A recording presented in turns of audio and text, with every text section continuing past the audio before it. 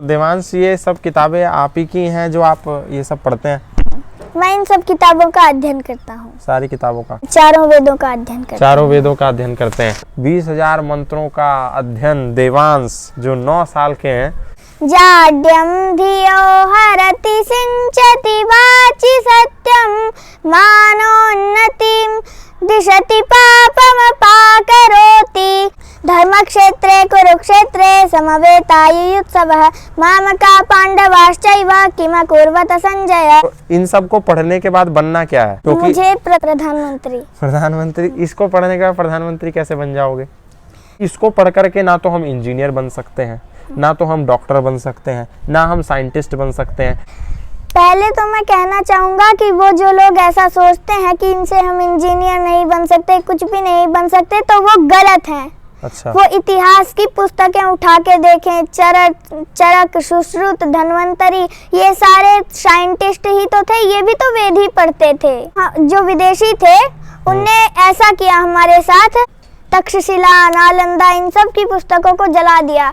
भारतीय पहले वेद पढ़ा करते थे, इसलिए भारत पहले विश्व गुरु था। अच्छा। अगर अब भी पढ़ना शुरू नहीं किया तो गुलाम हो जाएंगे, फिर से वापस से भारतीय कल्चर में आ जाएं। अच्छा। नहीं तो फिर वही होगा जो पहले हुआ था, अंग्रेज वापस से कब्जा कर लेंगे। बहुत भयंकर परिणाम होगा उसका। अच्छा। मृदपि च चन्दनमस्मिन् देशे ग्रामो ग्रामः सिद्धवनं यत्र च बाला देवी स्वरूपा बालः सर्वे श्रीरामा बालः सर्वे श्रीरामा। हवन का बहुत लाभ होता है। हवन से वातावरण में शुद्धि होती है। और जो कोरोना वायरस फैल रहा है, अगर हर घर में हवन हो तो कोरोना वायरस का तो बाप भी नहीं आ सकता। अच्छा, ऐसा हो जाएगा। हाँ। नमस्कार दोस्तों, मेरा नाम है गौतम और इस वक्त मैं मौजूद हूँ हरिद्वार में। हरिद्वार में मैं लगातार आपको विभिन्न प्रकार के आध्यात्मिक श्रृंखलाओं के बारे में दिखाता हूँ। आज उसी श्रृंखला में हमारे साथ एक छोटा सा बच्चा है जिसका नाम है देवांश। और देवांश की एक खासियत है, ये जितने भी आप ग्रंथ देख रहे हैं, ये वैदिक जो आप ग्रंथ देख रहे हैं, ये सब देवांश इनको पढ़ते हैं। लेकिन देवांश इंग्लिश मीडियम स्कूल में पढ़ते हैं, कौन सी क्लास में है और ये कौन कौन से ग्रंथ हैं, क्या क्या ये पढ़ते हैं, ये तमाम इनसे बातचीत करेंगे। तो देवांश, बहुत स्वागत है आपका। भ्राता जी नमो नमो। तो देवांश, ये सब किताबें आप ही की हैं जो आप ये सब पढ़ते हैं? मैं इन सब किताबों का अध्ययन करता हूँ। सारी किताबों का? क्लास कौन सी है आपकी? मैं 4th कक्षा में पढ़ता हूँ। 4th में? कौन से स्कूल में हो? सरस्वती शिशु मंदिर। सरस्वती शिशु मंदिर में। तो देवांश, सरस्वती शिशु मंदिर एक इंग्लिश मीडियम स्कूल है जहाँ पर आप पढ़ते हो। ये सारी जो किताबें हैं, ये तो शिशु विद्या मंदिर में पढ़ाई नहीं जाती। ये मैं घर पे पढ़ता हूँ। ये घर पे कौन पढ़ाता? माता जी। माता जी पढ़ाती हैं। ये कौन सी किताब है? ये यजुर्वेद भाष्यम है। इसमें यजुर्वेद के मंत्रों का अर्थ किया गया है। यजुर्वेद दयानंद जी ने किया है। दयानंद जी ने। ये क्या है? ये श्रीमद् भगवत गीता है। ये श्रीमद् भगवत गीता है। ये क्या है? ये योग दर्शन है। योग के ऊपर योग दर्शन में सूत्र हैं। कितने सूत्र हैं इसमें टोटल? 195। 195। ये कौन सा है? ये ऋग्वेद भाष्यम है। इसमें ऋग्वेद के मंत्रों का अर्थ किया गया है। ये ऋग्वेद है, वो यजुर्वेद के मंत्रों का भाष्य था। और ये? इसमें अथर्ववेद के मंत्र हैं। इसमें अथर्ववेद के मंत्र हैं। और ये इसमें सामवेद के मंत्रों का अर्थ किया गया है। बताइए दोस्तों, आप देख रहे हैं कितनी मोटी मोटी किताबें हैं। एक तरफ जो इनके सिलेबस की किताब है वो बहुत पतली पतली किताबें हैं। दूसरी तरफ ये सामवेद है, ये अथर्ववेद है, ये ऋग्वेद है और ये यजुर्वेद है। ये तो हो गए चारों वेद आपके, है ना। और ये योग दर्शन है और ये गीता है। आप देखेंगे कि ये 4 वेद जो हैं ये कितने हैवी हैं कि इनको एक साथ उठाया नहीं जा सकता। तो इनके ज्ञान को कैसे दिमाग में रखा जाता है? सब पढ़ते हो?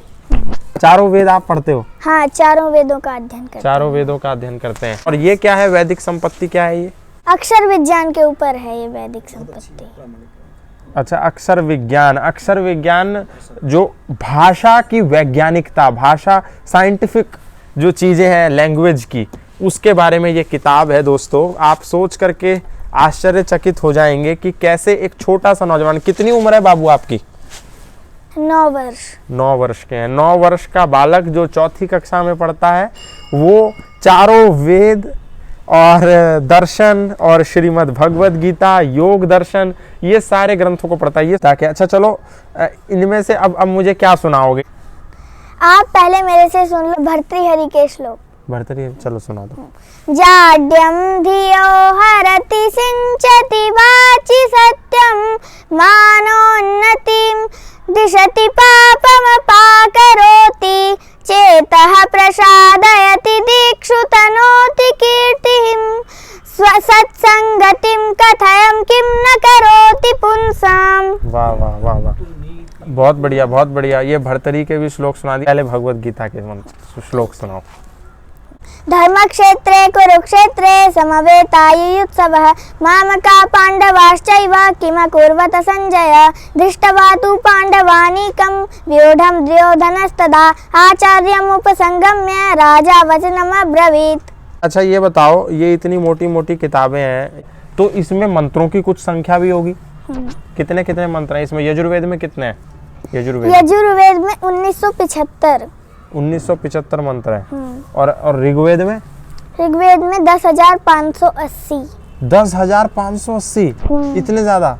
हाँ, क्योंकि तीनों वेदों के उसमें मिले हुए हैं। अच्छा। और सामवेद में कितने हैं? सामवेद में 1875। 1875। अथर्ववेद? अथर्ववेद में है 5,987। तो ये तो मुझे लग रहा है कि 20,000 हो गए होंगे टोटल।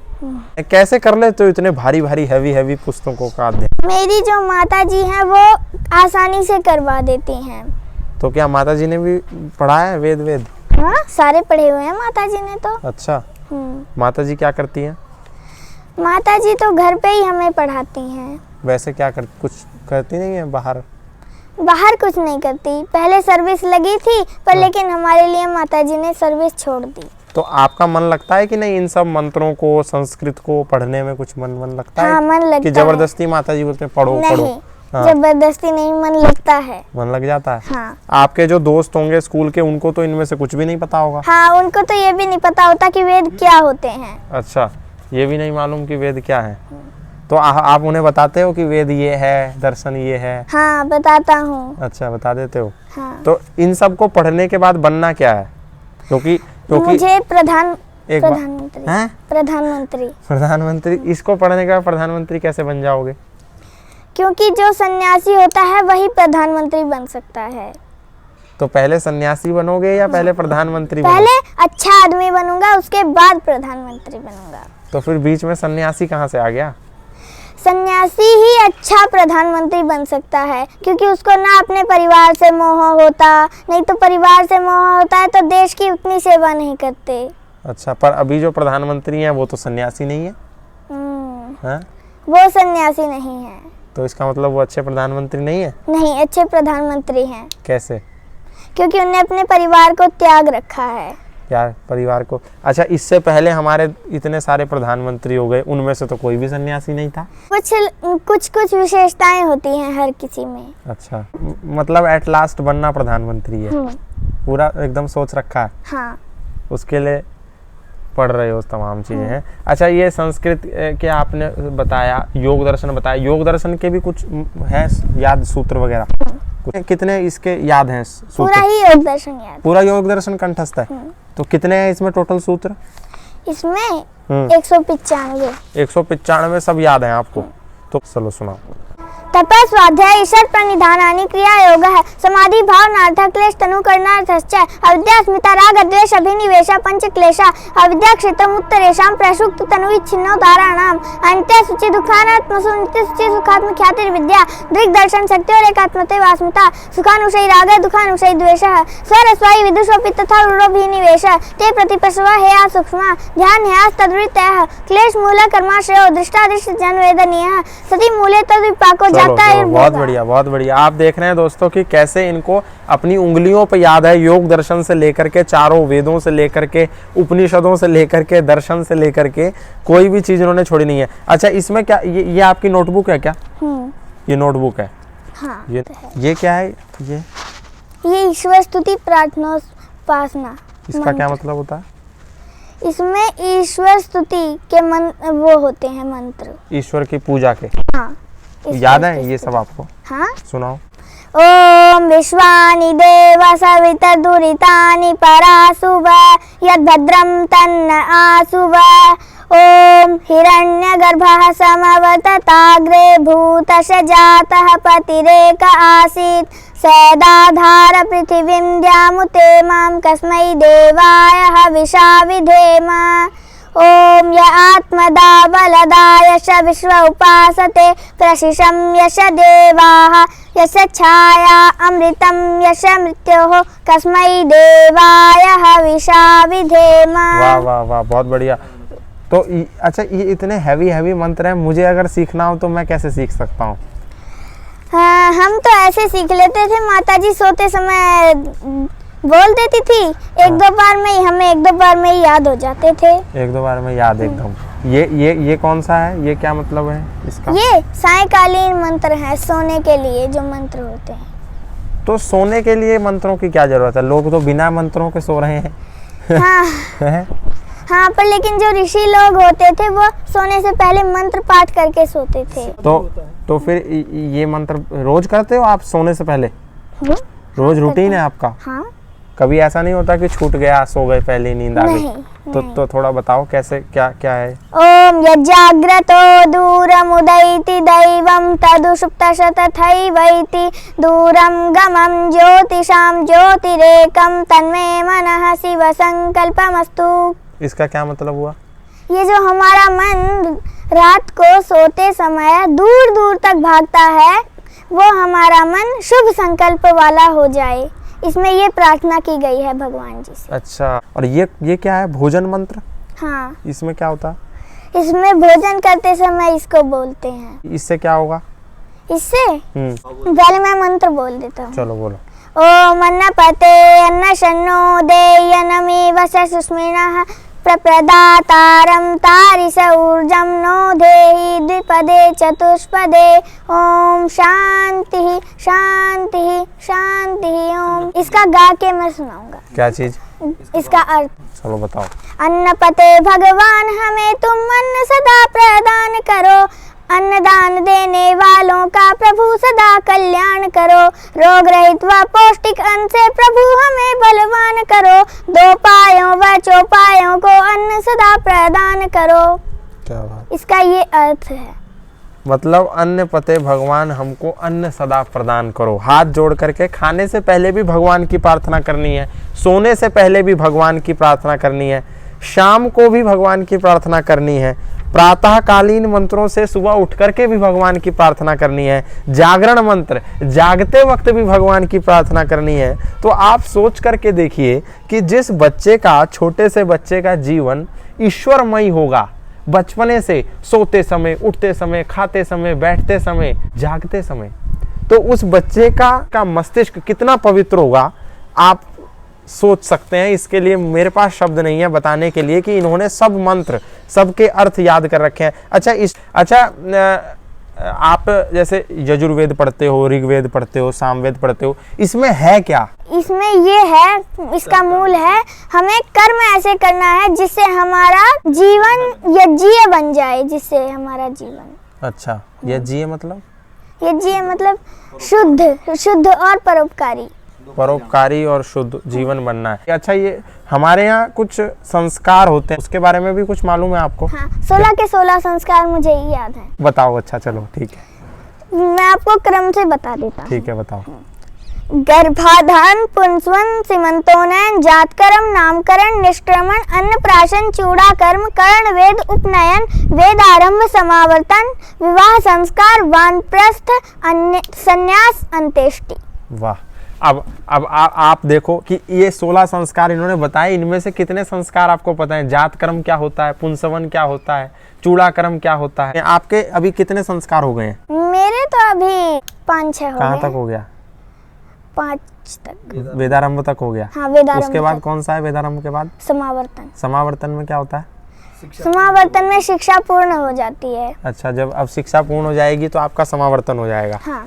ठीक है। तो ये सब तो आप जो पढ़ रहे हो, संस्कृत पढ़ रहे हो, आपको सब संस्कारों के बारे में पता है। अब लोग इस बात को सोचिए कि आप लोगों को और आप लोगों के बच्चों को संस्कारों के बारे में कितना पता है। ये किताब है। अच्छा, अंग्रेजी की भी कुछ पोएम वोम याद है क्या? हाँ, कुछ सुनाओ चलो। Dear God, Almighty God, make me able for good thought. Make me a very good boy, full of wisdom, full of joy. Let our parents be happy all day, enrich our country every way. Rich our country every way, may Almighty God। मतलब कहीं ना कहीं अंग्रेजी कविताओं में भी धर्म, देशभक्ति, भारतीय संस्कृति इनको सिखाई गई है। अब ये बताओ देवांश, आपने तो कुर्ता पजामा भी पहना है, आपने भारतीय संस्कृति के कपड़े भी पहन रखे हैं। अब आप तो देखते होंगे आपके दोस्त तो नहीं पहनते कुर्ता पजामा। हाँ, वो तो बिल्कुल नहीं पहनते, वो पैंट शर्ट पहनते हैं। आपके पिताजी क्या पहनते हैं? वो नहीं पहनते जींस? पिताजी कुर्ता पजामा पहनते, पिताजी नहीं पहनते। पिताजी करते क्या है? पिताजी असिस्टेंट प्रोफेसर हैं गुरुकुल कांगड़ी विश्वविद्यालय में। अच्छा, असिस्टेंट। और माताजी? तो माताजी नरेगा गुरुकुल की माताजी प्रिंसिपल रह चुकी हैं। प्रिंसिपल रह चुकी, अब छोड़ दिया प्रिंसिपल। हाँ। ठीक है। तो उन सब लोगों को क्या कहोगे, अपने जैसे छोटे छोटे बच्चों को, जिनको इन सब भारतीय संस्कृति के ग्रंथों से कोई मतलब नहीं है, जिनको भारतीय वेशभूषा से कोई मतलब नहीं है? उनको मैं कहना चाहता हूँ कि वो भी वेदाध्ययन करा करें और भारतीय कल्चर ही सबसे अच्छा है। अब तो विदेशी भी भारतीय बन रहे हैं। अच्छा। भारत इसलिए अंग्रेजों का गुलाम हुआ था क्योंकि भारतीय पहले वेद पढ़ा करते थे, इसलिए भारत पहले विश्व गुरु था। अच्छा। हाँ, वेद, एक तो मुझे वेद अच्छा लगता है। अच्छा। क्या जब भारतीय वेद पढ़ते थे फिर गुलाम कैसे हो गया? वैदिक संस्कृति को लोगों ने छोड़ दिया, इसीलिए। अगर अब भी पढ़ना शुरू नहीं किया तो गुलाम हो जाएंगे फिर से। पर अब वापस भारतीय संस्कृति की तरफ वापस आने लगे हैं कुछ। और क्या संदेश दोगे उन लोगों को जो भारतीय संस्कृति को छोड़ करके विदेशी पाश्चात्य संस्कृति को अपना रहे हैं, इसके महत्व को नहीं समझ रहे हैं? उनको मैं ये संदेश देना चाहता हूँ कि वो भी वापस से भारतीय कल्चर में आ जाएं। अच्छा। नहीं तो फिर वही होगा जो पहले हुआ था, वही होगा। अंग्रेज वापस से कब्जा कर लेंगे, बहुत भयंकर परिणाम होगा उसका। अच्छा। और उनको क्या टिप्स दोगे जो नए नए नौजवान हैं, कैसे पढ़ें, वो कैसे समझें इन सब चीजों को? नहीं हो, क्योंकि आप तो अब बहुत हाई लेवल के, प्रो मैक्स लेवल के स्टूडेंट हो गए ना। आप तो इतने बड़े बड़े ग्रंथों को जो है अपने दिमाग में समाहित कर लिया, लेकिन कोई नया, मेरी जैसा भी उम्र का अगर कोई व्यक्ति होगा तो वो डायरेक्ट तो यजुर्वेद नहीं पकड़ सकता। हाँ। तो वो शुरुआत कैसे करे? पहले तो वो सत्यार्थ प्रकाश पढ़ ले। अच्छा। उससे उसके अंदर रुचि पैदा हो जाएगी। अच्छा। वेदों को पढ़ने की।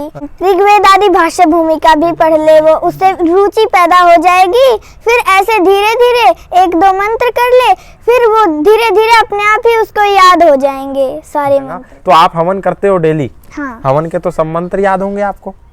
कुछ सुना दो, थोड़ा सुना दो। ओम उद्बुद्ध स्वाग्ने प्रतिजागृहि त्वमिष्ठा पूर्ते संसृजेतामयं च अस्मिन् सदस्ते अद्युत्तरस्मिन् वृषे देवाय जमानस्य सीदते। वाह वाह वाह, क्या बात, क्या बात। इन्होंने तमाम मंत्रों को सुना दिया। अच्छा, अब कुछ लोगों का हमको शंका समाधान भी करना है, क्योंकि बहुत सारे लोगों के मन में संशय है कि इसको पढ़ करके ना तो हम इंजीनियर बन सकते हैं, ना तो हम डॉक्टर बन सकते हैं, ना हम साइंटिस्ट बन सकते हैं, तो हम ये सब पढ़े क्यों? पहले तो मैं कहना चाहूँगा कि वो जो लोग ऐसा सोचते हैं कि इनसे हम इंजीनियर नहीं बन सकते, कुछ भी नहीं बन सकते, तो वो गलत हैं। अच्छा। वो इतिहास की पुस्तकें उठा के देखें, चरक, सुश्रुत, धन्वंतरी, ये सारे साइंटिस्ट ही तो थे, ये भी तो वेद ही पढ़ते थे। अच्छा। हाँ। और विदेशियों ने जो विदेशी थे उनने ऐसा किया हमारे साथ, हमारी सारी पुस्तकों को जला दिया। नालंदा में सारी पुस्तकों को जला दिया, तक्षशिला, नालंदा, इन सब की पुस्तकों को जला दिया। इसी से पूरी दुनिया अपने पैरों पर खड़ी हो पाई है। मतलब जो आप विश्वविद्यालयों की बात कर रहे हैं, नालंदा, तक्षशिला, विक्रमशिला, ये तमाम वो दुनिया के सर्वश्रेष्ठ शिक्षण संस्थान थे जहाँ पर दुनिया आकर के पढ़ती थी। आपके आदर्श कौन है? मेरे आदर्श हैं महाराणा प्रताप। हाँ। छत्रपति शिवाजी, चंद्रगुप्त मौर्य, अच्छा, ये सब मेरे तो आदर्श हैं। इन सब के बारे में किसने बताया आपको? हमने पूरा सीरियल देखा हुआ है। हम फोन में अच्छी अच्छी चीजें देखते हैं तो हमें पता चल जाता है। पता चल जाता है। मेरा निवेदन, लास्ट में क्या दुनिया को संदेश दोगे? मैं तो ये संदेश देना चाहता हूँ कि पूरी दुनिया के लोग सारे भारतीय संस्कृति को अपनाना प्रारंभ कर दें। तो दोस्तों, आप देख रहे हैं कि इनको जो भजन याद हैं वो भी संस्कृत में याद हैं। और ऐसा नहीं है कि ये सिर्फ संस्कृत पढ़ते हैं, खुद भी आपने सुना अंग्रेजी की कविताएं इनको याद है, अंग्रेजी भी पढ़ते हैं, गणित भी पढ़ते हैं, विज्ञान भी पढ़ते हैं और भी बहुत सारे सब्जेक्ट पढ़ते हैं और साथ साथ ये भी पढ़ते हैं। तो आपको देवांश पूरा नाम क्या है? देवांश वेदालंकार। वेदालंकार मतलब? मेरे पिताजी प्रोफेसर भारत वेदालंकार हैं तो मेरा भी तो वही हुआ, देवांश वेदालंकार। वेदालंकार पिताजी का मेरे ऊपर भी तो लगता है। जैसे लाल बहादुर शास्त्री जी का बेटा अनिल शास्त्री था, वैसे ही डॉक्टर भारत वेदालंकार का बेटा देवांश वेदालंकार। अरे वाह, तो मतलब आप तो उदाहरण भी बड़े बड़े लेके चल रहे हो, प्रधानमंत्री का सीधा उदाहरण ले रहे हो ना, तो बड़ी सोच है। अयम निजः परो वैति गणनाम लघु चेतसाम उदार चरिता नाम तु वसुधैव कुटुंबकम। तो उदार चरित्र है इनका, उदार सोच है, संकीर्ण मानसिकता नहीं है, बड़ी मानसिकता है। संकीर्ण मानसिकता के चलते ही लोग इसको नकार देते हैं और उसके बाद पूरा जीवन पछताते हैं, पूरा जीवन रोते हैं, पूरा जीवन कष्टमय गुजारते हैं। लेकिन देवांश की सोच बड़ी है और सोच बड़ी रखनी चाहिए। तो देवांश आपको कैसे लगे? देवांश के मंत्र आपको कैसे लगे? देवांश का मानसिक स्तर जो महज 9 साल की उम्र में किसी मैच्योर नौजवान से भी कई गुना अधिक है, ये मानसिक स्तर आपको कैसा लगा? आज के लिए सिर्फ इतना ही, फिर मिलेंगे किसी नए इस तरीके के साधु बालक, किसी नए साधु, किसी नए सन्यासी के साथ। तब तक के लिए धन्यवाद, नमस्कार।